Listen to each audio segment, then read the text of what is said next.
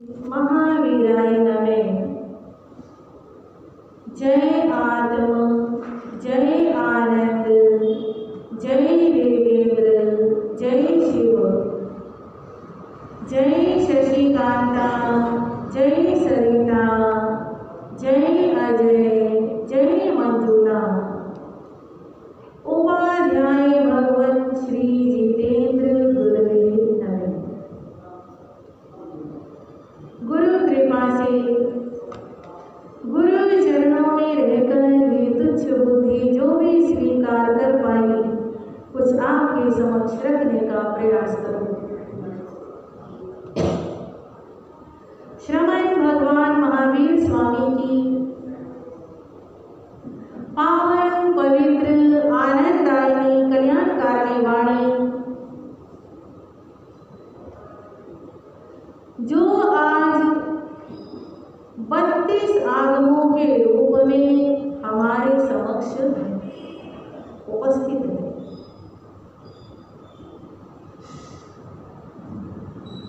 श्वेतांबर आमना में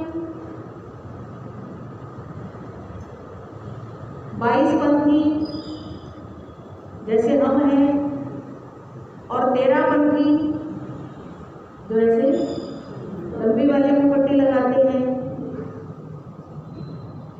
तो 13 पंथी आमना में और हमारे यहाँ पर यही वाले 32 आगम माने गए।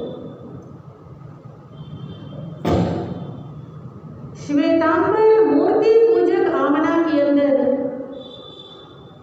45 आगम माने गए और दिगंबर आमना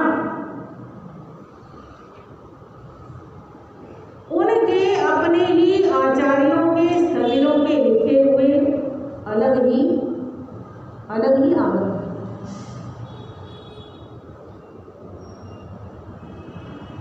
गहराई से देखा जाए, ऊपर से देखने में अलग अलग लगते हैं।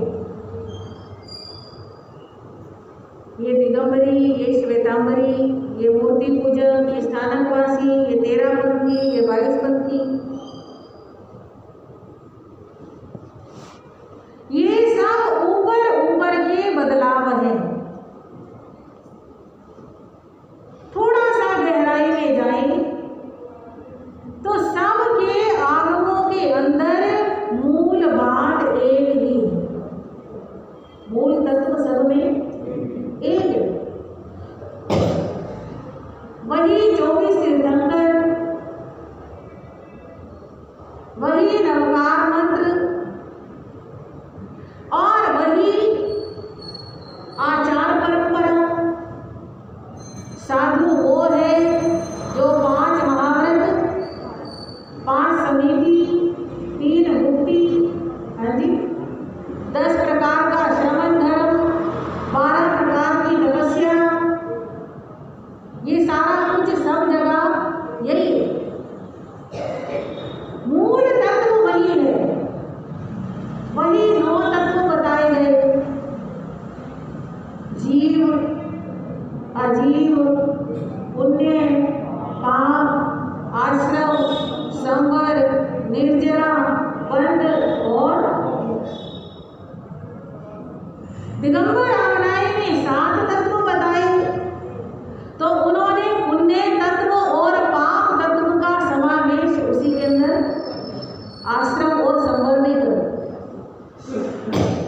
कुल मिला के बात वही, ये भेदभाव ऊपर के हैं। हमें इन ऊपर के भेदभावों में उलझना नहीं है। हमें मूल तत्व की बात करनी है कि भगवान महावीर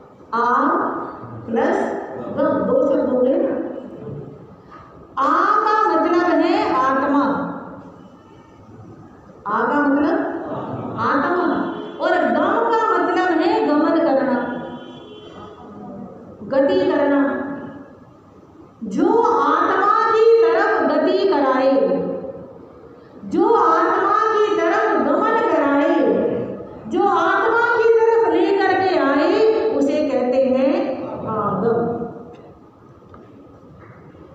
एक परिभाषा और, आ ग म, इन तीनों को अलग अलग कर दो। आ का मतलब आप्त पुरुष, आप्त पुरुष अरिहंतों को कहते हैं। क्या कहते हैं? क्या कहते हैं? आप्त पुरुष। सबकी आवाज आनी चाहिए ना। आप्त पुरुषों की वाणी, ग से गणधर, आ से आप्त पुरुष, ग से गणधर और म से मुनि। आप्त पुरुषों की वाणी को गणधरों ने धारण किया और आगे मुनियों को प्रदान किया। मुनियों ने उसके अनुसार चारित्र का पालन किया, उसी चारित्र रूप में ढाला। तो उसे क्या कहते हैं? आगम। एक परिभाषा और, आ मतलब आत्मा और गम कहते हैं रहस्य को, राज, रहस्य। जो आत्मा के रहस्य को सुलझाए उसे कहते हैं आगम। बहुत प्राचीन काल में इन आगमों का वर्गीकरण किया गया, विभाजित किया गया। किसी चीज को एक साथ समझना मुश्किल हो तो उसे थोड़े थोड़े हिस्सों में क्या किया जाता है? समझाया जाता है। और जब विभाजित करके, वर्गीकृत करके समझाया जाए तो बात थोड़ा जल्दी समझ में आ जाए। तो बहुत प्राचीन काल में आगमों का वर्गीकरण किया जाता था कि आगम दो प्रकार के हैं। आगम दो प्रकार के, पूर्व और अंग। हाँ जी, पूर्व और अंग। पूर्व होते थे 14, पूर्व कितने होते थे? 14 और अंग 12। पूर्व 14 और अंग 12, ऐसे वर्गीकरण किया जाए। फिर जब पूर्वों का ज्ञान लुप्त होने लगा तो वर्गीकरण किया गया चरण करणानुयोग। ये पहला चरण करणानुयोग, दूसरा धर्म कथानुयोग, तीसरा गणितानुयोग और चौथा द्रव्यानुयोग। समझ में आ गया सबको? कितने वर्गीकरण किए गए? 4।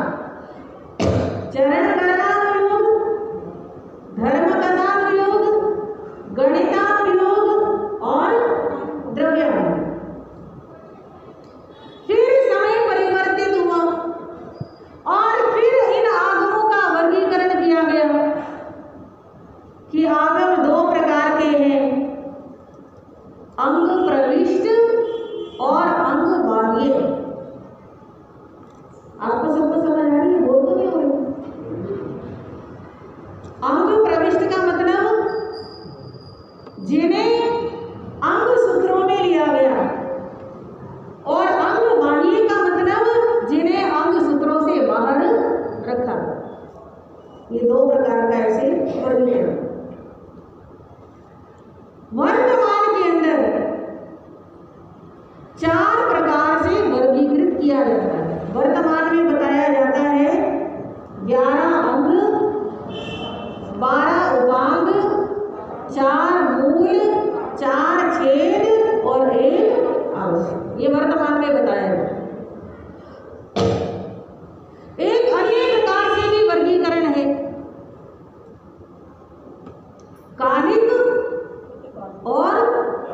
कालिक। कालिक किसे कहते हैं?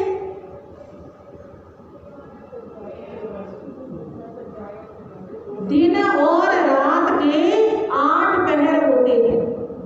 हाँ जी, कितने पहर होते हैं? 8 पहर होते हैं। और 4 संधि काल होते हैं। 4 संधि काल।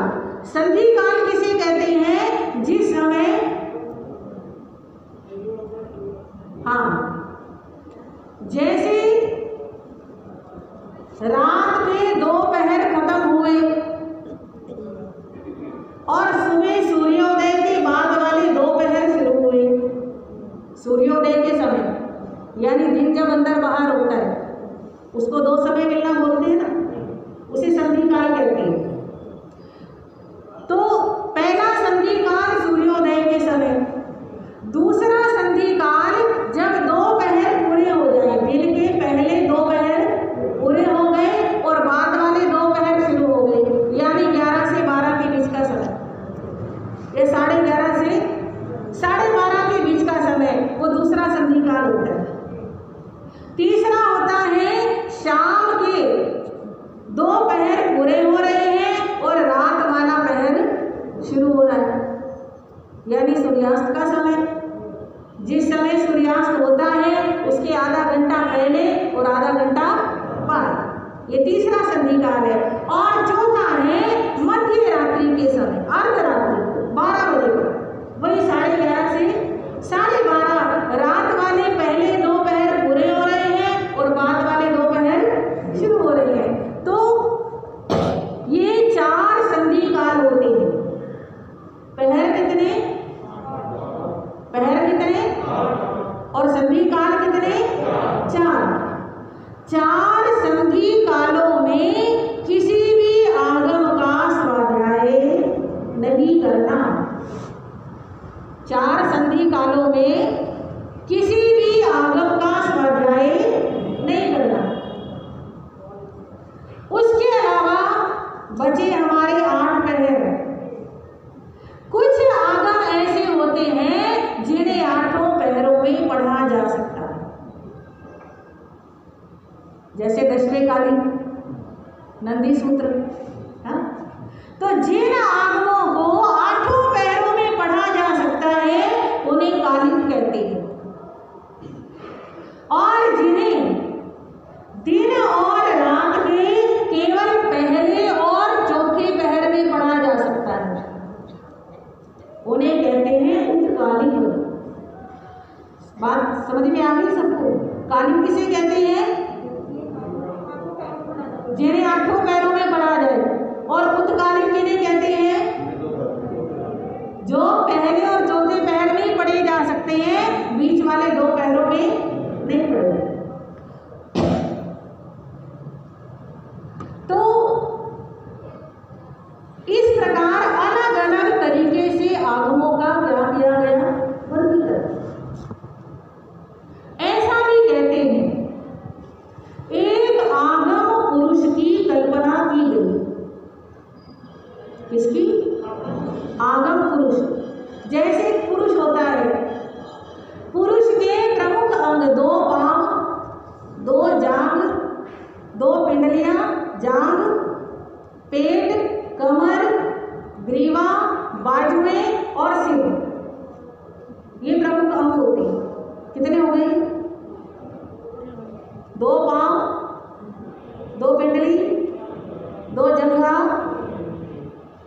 पेट और पीठ, फिर 2 भुजाएं, फिर 1 ग्रीवा और 1 सिर, ये 12 हो गए। तो ऐसे पुरुष के जिस प्रकार 12 प्रमुख अंग होते हैं, ऐसे आगम पुरुष के भी 12 अंग, सूत्रकृतांग, हाँ जी, आचारांग, सूत्रकृतांग, ज्ञाता धर्म कथांग, ये अंग सूत्र जो है इन्हें क्या माना गया? अंग माना गया। और जो अंग सूत्रों में आने से रह गए उन्हें क्या मान लिया गया? उपांग।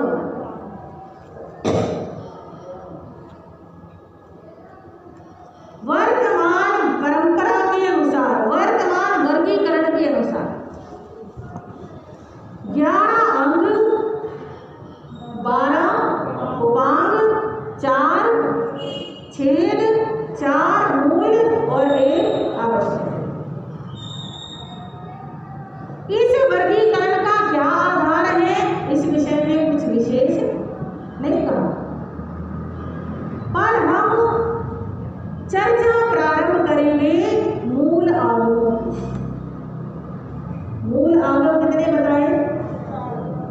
4 कौन कौन से?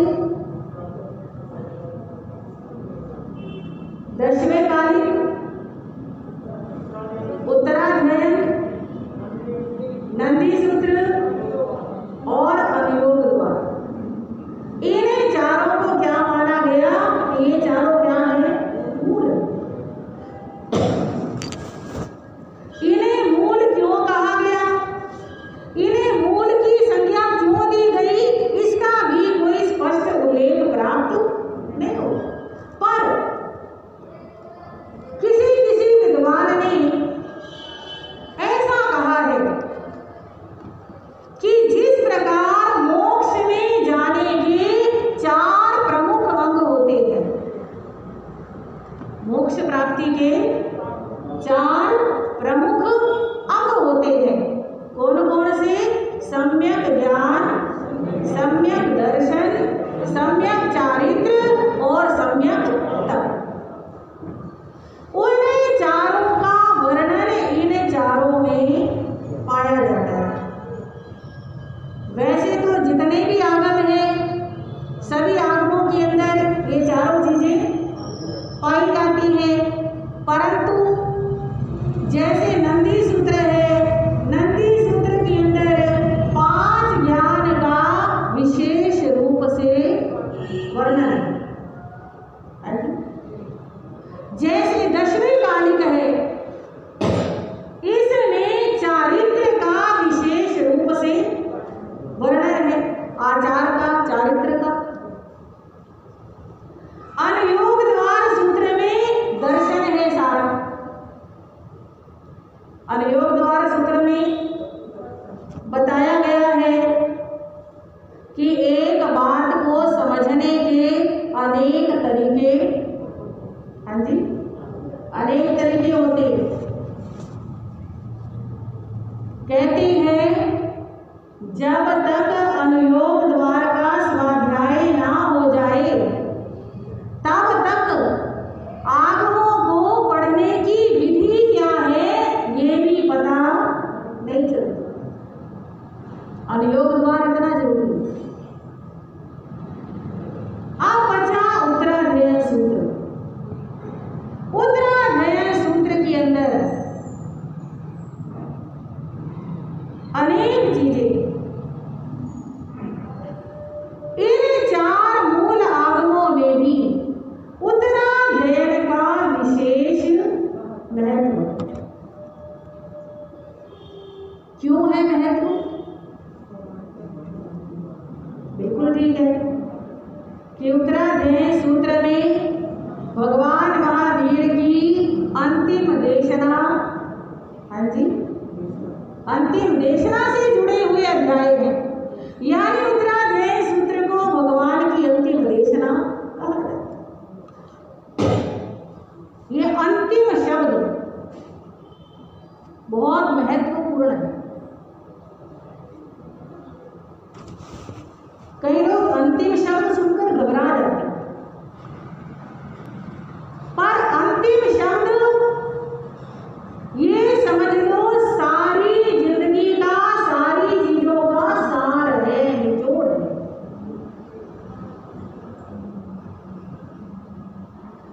किसी भी व्यक्ति के अंतिम शब्दों का बहुत अधिक महत्व माना जाता है। कहते हैं ना, ये जब मेरे पिताजी गए तो उनके आखिरी वचन थे, ये उनकी आखिरी इच्छा थी। और जब किसी को मृत्यु दंड दिया जाता है तो भी मरने से पहले उसकी आखिरी इच्छा पूछी जाती है। आपको जीवन दान तो नहीं मिलेगा, बस जीवन दान के अलावा और जो भी इच्छा है वो बता दो, आपकी क्या करी जाएगी? पूरी करी जाएगी। ऐसा क्यों?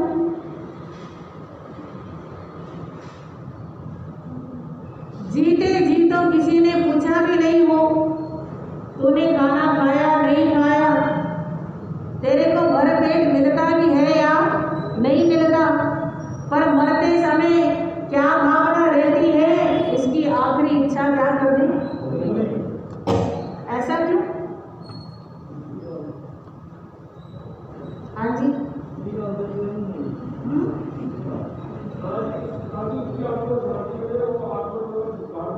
आत्मा को शांति मिले और वो आत्मा बार बार भटके नहीं।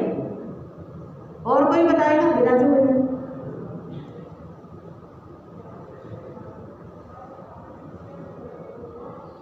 जीते जी इंसान की जो इच्छाएं होती हैं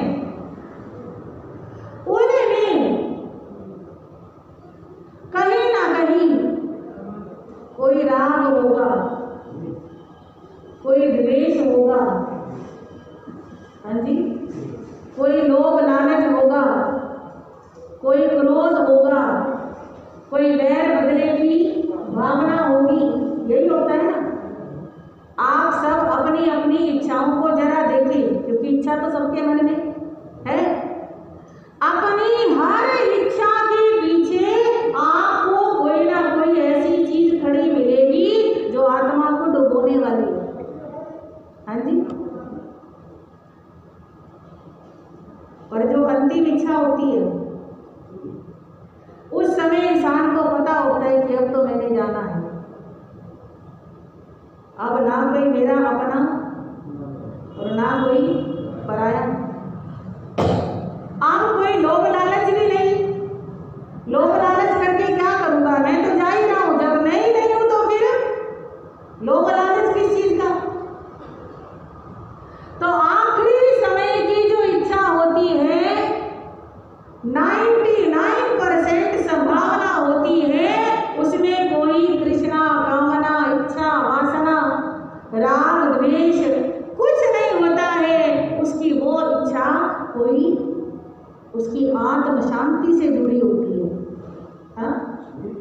उसकी संतुष्टि से जुड़ी होती है। इसलिए आखिरी इच्छा का महत्व है।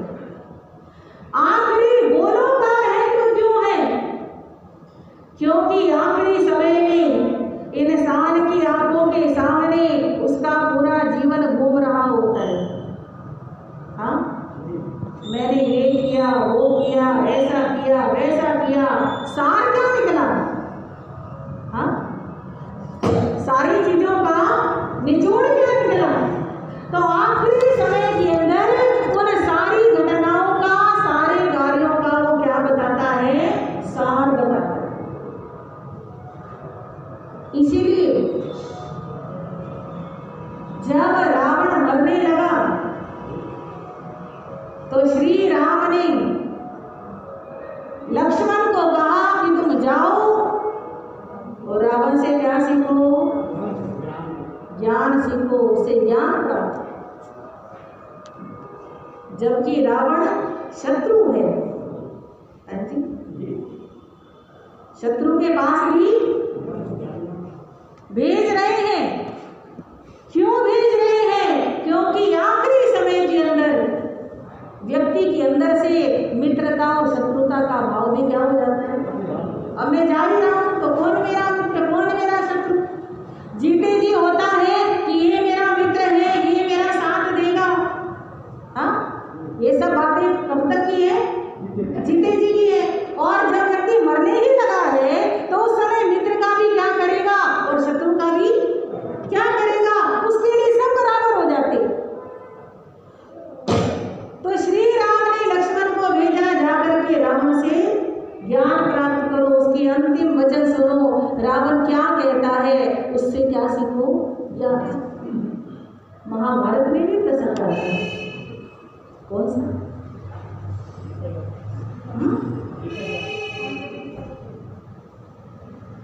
भीष्म पितामह जब शर शैया पर लेटे हुए हैं तो युधिष्ठिर कहता है, तात पितामह आप जा रहे हैं तो जाने से पहले हमें कोई अंतिम संदेश, उपदेश, कोई ज्ञान, कोई सीख ऐसी प्रदान कर जाए जिससे हमारे जीवन का क्या हो? तो अंतिम उपदेश भगवान महावीर स्वामी के किसमें है? उत्तराध्याय सूत्र है। इसीलिए उत्तराध्ययन सूत्र का बहुत अधिक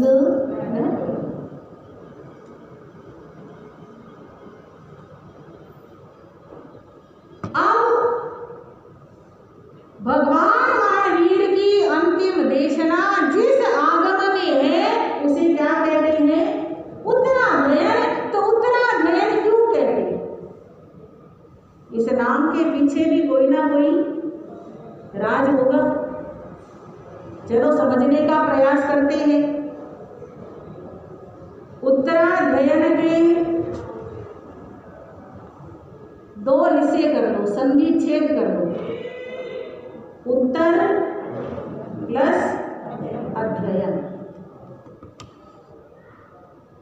अध्ययन शब्द का मतलब तो अध्ययन करना, पढ़ना, पढ़ाना, चिंतन मनन करना, याद करना, रिवीजन करना, वो सब क्या होते हैं?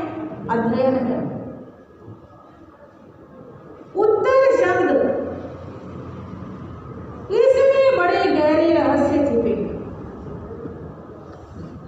उत्तर शब्द के अनेक अर्थ हैं। आप बताओ उत्तर शब्द के क्या क्या अर्थ हैं? हाँ बिल्कुल। एक अर्थ है प्रश्न का उत्तर। उत्तर तभी दिया जाता है जब कोई प्रश्न पूछे। तो उत्तराध्ययन सूत्र ऐसा सूत्र है जिसमें भगवान महावीर से पूछा कुछ भी नहीं गया, पर बिना पूछे उन्होंने क्या दिए? उत्तर दिए। ये उत्तरों का अध्ययन है। बात समझ में आई? उत्तर यानी इसमें उत्तर ही उत्तर है। तो उत्तरों का अध्ययन करना उत्तराध्ययन। और भगवान महावीर ने प्रश्न पूछे बिना उत्तर दिए, इस वजह से इस आगम को अपुट्ठवागरणा भी कहते हैं। अपुट्ठवागरणा अर्थात अपृष्ठ व्याकरण, बिना पूछे बताया गया ज्ञान। तो उत्तर शब्द का एक अर्थ हो गया। दूसरा उत्तर मतलब मूल। और कोई बताओ?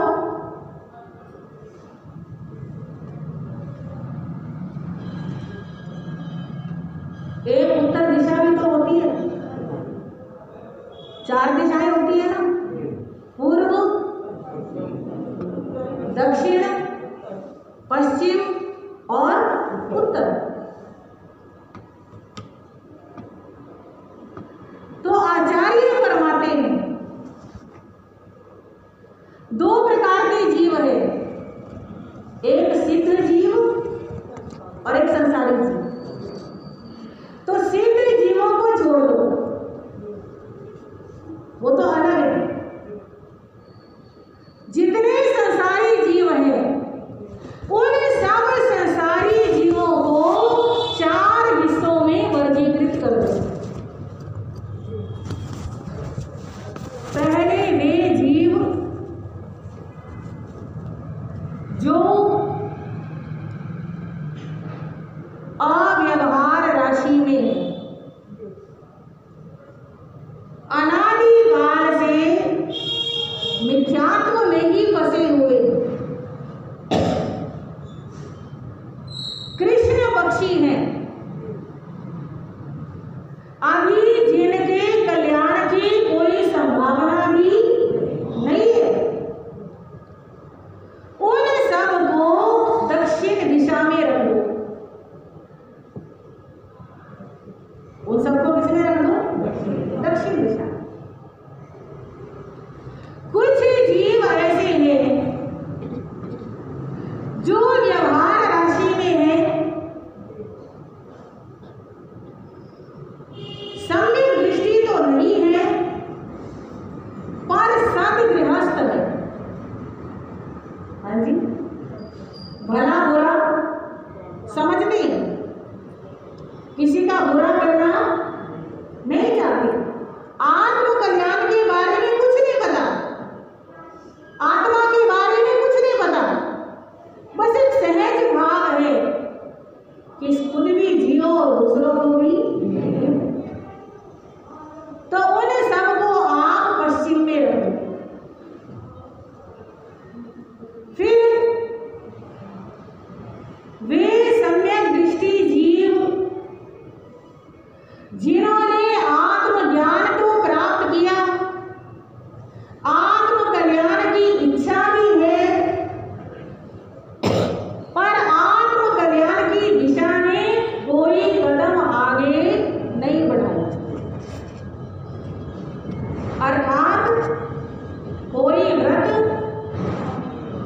हाँ जी, नहीं स्वीकार किया, कोई नियम नहीं लिया।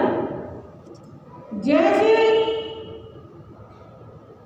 आप जानते हैं देवलोक के अंदर जो सम्यक दृष्टि देवता है उन्हें क्या कहा जाता है? चौथे गुण स्थान का नाम क्या है? अविरति सम्यक दृष्टि गुण स्थान। अविरति मतलब अव्रति, जिन्होंने व्रत नहीं लिया पर क्या है? सम्यक दृष्टि है। व्रत कोई नहीं लिया पर सम्यक दृष्टि है। तो ऐसे जीवों को, चारों वृत्तियों में पाए जाते हैं ऐसे जीव, चारों प्रकार के जीव, ठीक है। तो इनको आप पूर्व दिशा में रखें, और जिन्होंने सम्यक भी पाया है और आत्म कल्याण की दिशा में कदम भी उठाए हैं, यानी किसी ने 5 महाव्रत लिए, साधु बन गए, या किसी ने श्रावक के व्रत लिए, श्रावक बन गए, जिनका एक ही लक्ष्य है आत्म कल्याण, उन्हें आप उत्तर दिशा में रखें। बात सबको बिल्कुल क्लियर होगी? तो उत्तराध्ययन सूत्र के जो संदेश हैं, उपदेश हैं, ये किन जीवों के लिए है? जो उत्तर दिशा वाले जीव हैं, मतलब जो साधु हैं और जो श्रावक हैं, ये उपदेश उनके लिए। हाँ जी, दक्षिण दिशा वालों के लिए, पश्चिम वालों के लिए भी नहीं, पूर्व वालों के काम आ सकते हैं। जो सम्यक दृष्टि है उनके काम आ सकते हैं, पर विशेष रूप से ये उत्तर दिशा वाले सम्यक दृष्टि व्रती साधु और श्रावकों के लिए ये संदेश है। इसलिए इसे क्या कहा जाता है? उत्तराध्ययन। उत्तर दिशा वाले जीवों के अध्ययन के लिए इसमें मैटर है, इसमें विषय। तो उत्तर शब्द की दो व्याख्याएं हुई, एक प्रश्न का उत्तर और एक उत्तर